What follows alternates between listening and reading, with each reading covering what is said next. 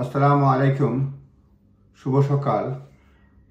আগামী বুধবার লেবার সরকারের নির্বাচিত হওয়ার পর থেকে, লেবার পার্টি ক্ষমতা আসার পর থেকে প্রথম রাজা বক্তব্য রাখবেন। সেখানে লেবার কি আইন পরিবর্তন করবে সেগুলি রাজার বক্তব্য থাকবে। তো সংক্ষেপে আজকে কয়েকটি যেগুলি পরিবর্তন আসবে সে ব্যাপারে পত্রিকা থেকে যে কয়েকটি বিলের কথা বলবো যেগুলি আইনে পরিবর্তন হবে এবং বুধবার রাজার বক্তব্যে এগুলি উত্থাপন করা হবে, যেগুলি বর্তমান সরকার বাস্তবায়ন করবে।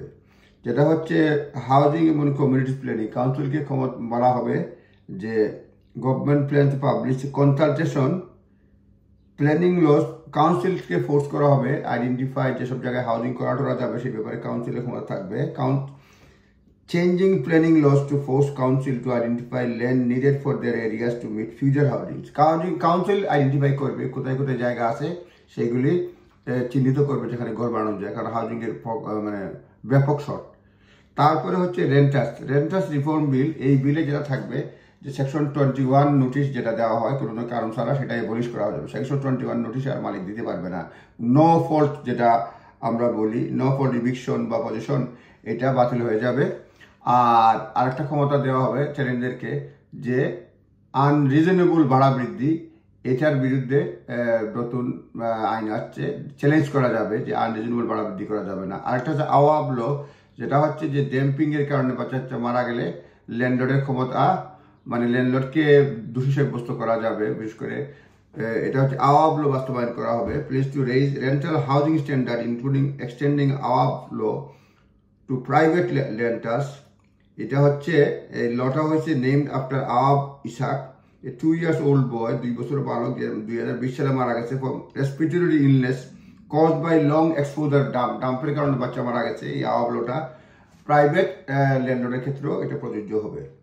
তারপরে যেটা হবে মেয়র রিভলিউশন, মেয়র এবং কাউন্সিল অথরিটিকে এনার্জি, স্কিল এবং প্ল্যানিং এর ব্যাপক ক্ষমতা দেওয়া হবে।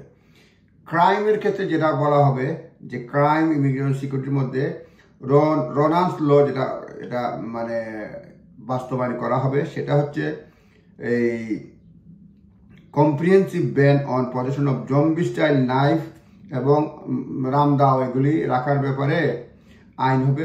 এটাকে রোনান ল বলে। 2022 সালে একটা বাচ্চা মারা গেছে 16 বছরের, এই ওয়াজ মার্ডার উইথ নিনজা সোর্ড। এই ধরনের যত ধরনের মানে চাকু টাকু আছে, সামুরাই মানে ডেঞ্জারাস চাকু, এগুলি নিষিদ্ধ করা হবে।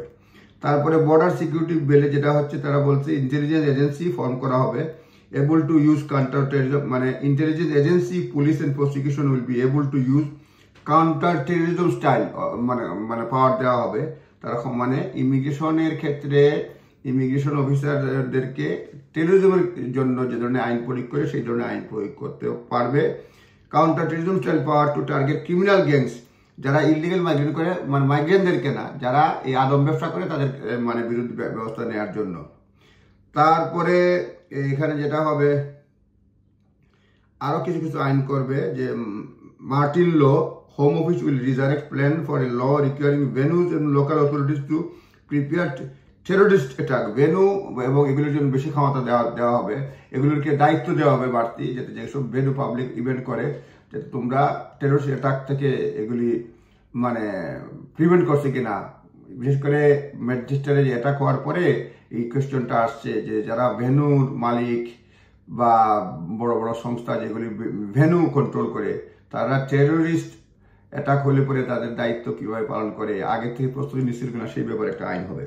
তারপরে বলতে স্মোকিং ব্যান করবে, যারা first health measures likely to be, যেটা হচ্ছে এই ক্রস পার্ট, যেটা হচ্ছে সোনাক স্মোকিং বিল, যেটা ban on anyone born after 2009, 2009 পরে যারা জন্ম হয়েছে তাদেরকে স্মোক ব্যান করা হবে, সিগারেট খেতে পারবে না। মেন্টাল অ্যাক্ট তারা চেঞ্জ করবে নতুন আইনে। এরপরে প্রাইভেট স্কুলের ক্ষেত্রে ভিএটি চালু করবে, এটা চেঞ্জ করবে। তারপরে এনার্জির ক্ষেত্রে যেটা হবে সরকার এনার্জি বিল এটা আনবে। Priority legislation to set up GB energy, একটা বিশাল প্রজেক্ট করবে সরকারের মালিকানাধীন স্টেট ওন কোম্পানি, তারা ইনভেস্টমেন্ট যারা করবে দেখবে। এটার বাজেট বিল হবে, বাজেট হবে 8.3 বিলিয়ন পাউন্ড। হাউস অফ লসের ক্ষেত্রে চেঞ্জ করবে, তারা বয়স কম্পালসারি 80 বছর রিটায়ারমেন্ট করে ফেলবে। হ্যাঁ, আরো কিছু চেঞ্জ করবে, যাতে টরির বর্তমানে 282 আছে মানে হাউস অফ লর্ডসের মেম্বার 228, এগুলি 182-তে নিয়ে আসবে। তারপরে বলছে ইকোনমির ক্ষেত্রে বলছে যে বাজেট রেসপন্সিবিলিটি যেটা রয়েছে, office of the budget responsibility, এরা এটাকে মানে একটু এম্পাওয়ার করবে, আরো বেশি ক্ষমতা দিবে ফরকাস্ট পাবলিশ করার জন্য। ফর বিগ ফিসক্যাল ইভেন্টের জন্য তারা ফরকাস্ট পাবলিশ করবে। তারপরে women equality ban, conversion therapy তারা ব্যান করবে, এটা উইমেন ইকুয়ালিটির ক্ষেত্রে বলছে। ওয়ার্কার্স রাইটসের ক্ষেত্রে বলছে যে যারা কাজকর্ম করে খায় তাদের জন্য 0 আওয়ার্স কন্ট্রাক্ট ব্যান করে ফেলবে, তবে অন দি কন্ডিশন যে উনি যদি রাজি থাকে, মানে যিনি কাজ করবে তিনি বলছে আমাকে 0 আওয়ার্স কন্ট্রাক্ট দাও, তাহলে দ্যাটস ফাইন, কিন্তু এখানে 0 আওয়ার্স কন্ট্রাক্ট চুক্তিতে এটা ব্যান করে দেবে আনলেস চুজেন বাই ওয়ার্কার্স।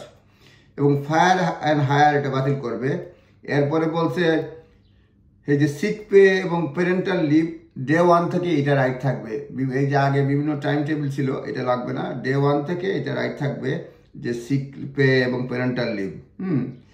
আরও কিছু কিছু চেঞ্জ হবে। এটা মোটামুটি ইম্পর্টেন্ট যেগুলি পত্রিকায় বলছে, আপনারা শেয়ার করলাম। বুধবারই আমরা পেয়ে যাবো কি কি পরিবর্তন হয়েছে। আপনারা ভালো থাকবেন। আসসালামু আলাইকুম।